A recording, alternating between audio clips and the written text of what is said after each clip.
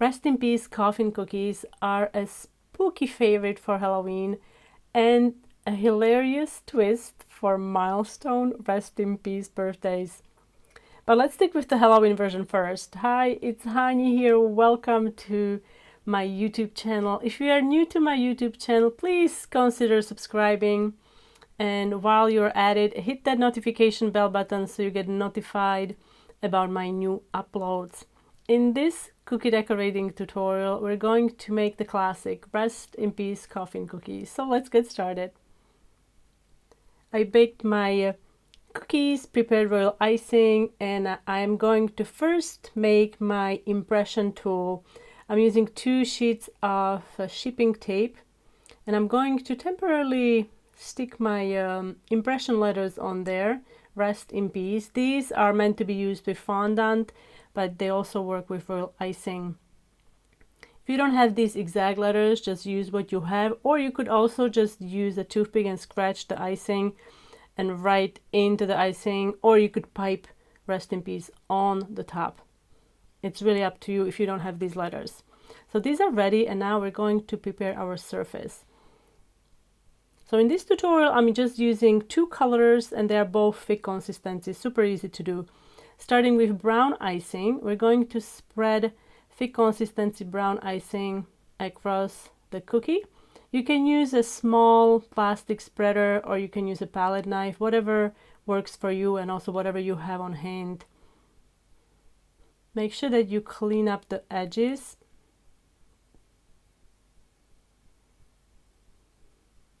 And to create that signature wood plank pattern on the top, I'm going to use a thick style scribe tool. You can also use a bamboo stick or a toothpick.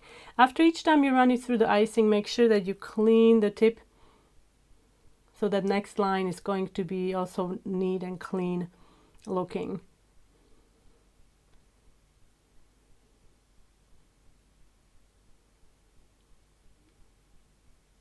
Okay, now that we have our base, we can work on that impression Rest in Peace. I'm going to show you 2 ways how to do it. First is with cornstarch. This is very easily found cornstarch that you can find in a grocery store. Maybe some of you also have it at home. And you want to just very gently push that in, and it's going to leave this impression in. It also leaves that white powder there.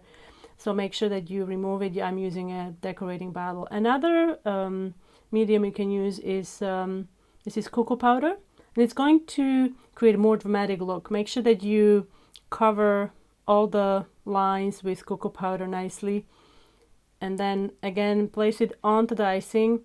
Don't use excessive force. You just want to gently push that in and then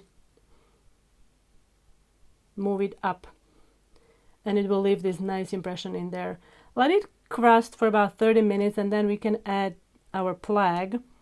So I've got a simple stencil here. If you don't have a stencil like this, you can make it out of mylar sheet, or if you don't have mylar sheet, you can also use, think about a plastic lids. Maybe you have a lid from a yogurt or a sour cream or something like that. You can cut out the shape from that. To make the nails, I'm breaking apart small silver button sprinkles. You can also make your own confetti sprinkles. They're easy to make with royal icing. I've got a tutorial here on my YouTube channel and also on my blog. Or you can use small Jimmy sprinkles. If you have silver ones or black ones, they will work as well.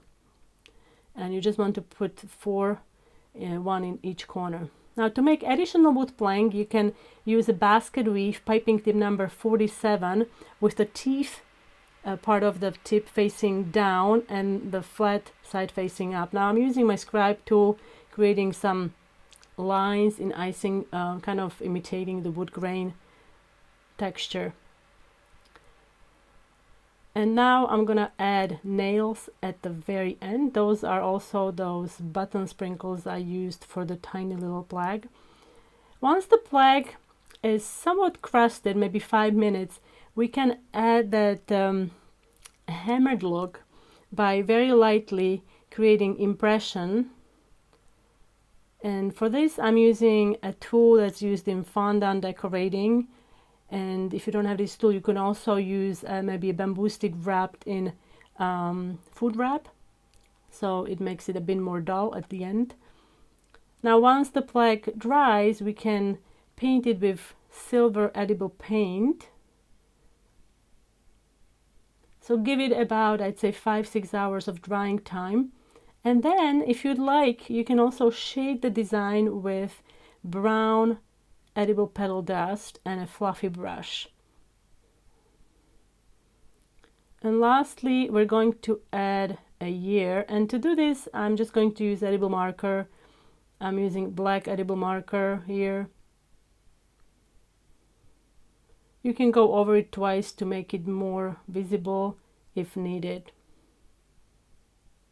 And here is the one we did with cornstarch. So you can see it's not as dramatic looking as the one made with cocoa powder.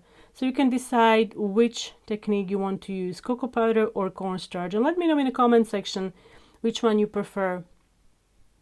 And those of you guys, if you prefer picture tutorial, I have that up on my blog, and link to the tutorial is in the description box under this video. You can also find recipes and tools that I used for this video on my blog. And there you have it. Rest in peace, coffin cookies. It's a Halloween classic that instantly adds a playful touch of fright to any dessert table. Thank you so much for being here, and I will see you next time.